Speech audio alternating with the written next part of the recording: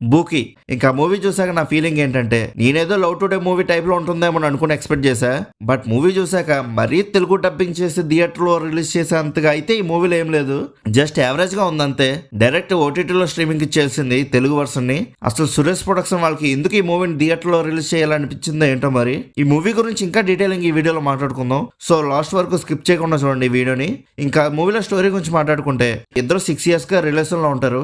అలా ఒక రోజు ఇద్దరు గొడవపడి బ్రేకప్ చేసుకుని వెళ్ళిపోతారు. ఇంకా వీళ్ళిద్దరికి బ్రేకప్ అయిపోయాక లైఫ్ లో మూవ్ ఆన్ అవ్వడానికి చాలా ట్రై చేస్తూ ఉంటారు. లాస్ట్ కి వీళ్ళ లైఫ్ లో మూవ్ ఆన్ అయ్యారా లేదా అనేది మూవీ యొక్క మెయిన్ స్టోరీ. మూవీ స్టార్ట్ అవడంతో మెయిన్ స్టోరీలోకి వెళ్ళిపోతారు. ఓపెనింగ్ సీన్ బ్రేకప్ తో స్టార్ట్ చేస్తారు.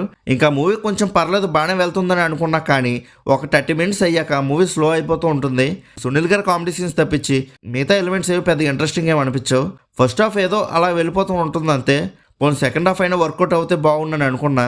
కానీ సెకండ్ హాఫ్ కూడా ఇంచుమించు ఫస్ట్ హాఫ్ లానే అనిపించింది. బట్ ఫస్ట్ హాఫ్ కన్నా సెకండ్ హాఫ్ కొంచెం బెటర్ అనిపించింది. ఎందుకనంటే సెకండ్ హాఫ్లో ఎమోషనల్ సీన్స్ అనేవి చాలా బాగా వర్కౌట్ అయ్యాయి. హీరో తన తప్పు తను తెలుసుకునేది కానీ క్లైమాక్స్ లో బీచ్ సీన్ కానీ ఎక్సలెంట్ గా అనిపించాయి. ఇంకా సెకండ్ హాఫ్ లో కామెడీ అయితే ఏదో అలా ఉందంతే, నవ్వురా అన్నట్టు. అండ్ ఈ మూవీ డైరెక్టర్ సింబు ఫ్యాన్ అనుకుంటా. సింబు గారు రియల్ లైఫ్ లో చెప్పిన కొన్ని డైలాగ్స్ ని మూవీలో బీభత్సంగా వాడేశారు. కానీ సీన్స్ కి తగ్గట్టుగా పర్ఫెక్ట్ గా సెట్ అయ్యాయి. ఫోర్స్డ్ గానీ ఎక్కడా అనిపించలేదు. మనకి ట్రైలర్ లో విజయ్ ఆంటనీ గారిని హీరో అండ్ హీరోయిన్ లవ్ స్టోరీకి విలన్ కింద చూపించారు కదా. కానీ మూవీ స్టోరీకి విజయ్ ఆంటనీ గారికి అసలు సంబంధమే ఉండదు. జస్ట్ ఒక సాంగ్ లో వచ్చి వెళ్ళిపోతారు అంతే, గెస్ట్ అపియరెన్స్ లాగా. అంతేగాని సెపరేట్ గా హీరోకి కానీ హీరోయిన్ కానీ అసలు ఒక్క సీన్ కూడా ఉండదు. జస్ట్ మనల్ని థియేటర్ రప్పించడానికి చిన్న ట్రిక్ యూస్ చేశారంతే. ఇంకా యాక్టర్స్ పర్ఫార్మెన్సెస్ గురించి మాట్లాడుకుంటే అందరూ చాలా బాగా చేశారు. విజయ్ ఆంటనీ గారి సాంగ్స్ అండ్ బీజిఎమ్స్ అయితే చాలా బాగున్నాయి. మూవీలో ఎడిటింగ్ స్టైల్ కూడా కొత్తగా అనిపించింది. ఇంకా ఓవరాల్ గా మూవీ ఎలా ఉందని అడిగితే జస్ట్ యావరేజ్ గా అనిపించింది అంతే. మరీ థియేటర్కి వెళ్ళే చూసే అంత మూవీ అయితే కాదు.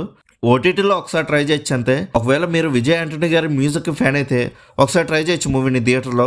ఇంకా మీలో కూడా ఎవరైనా ఈ మూవీ చూస్తుంటే మీకు ఎలా అనిపించిందో కింద ఉన్న కామెంట్ సెక్షన్లో చెప్పండి. Movie updates and movie reviews కోసం మన సినిమా యాప్ ఛానల్ సబ్స్క్రైబ్ చేసుకుని బెల్ ఐకాన్ కూడా ఆన్ చేసి పెట్టుకోండి.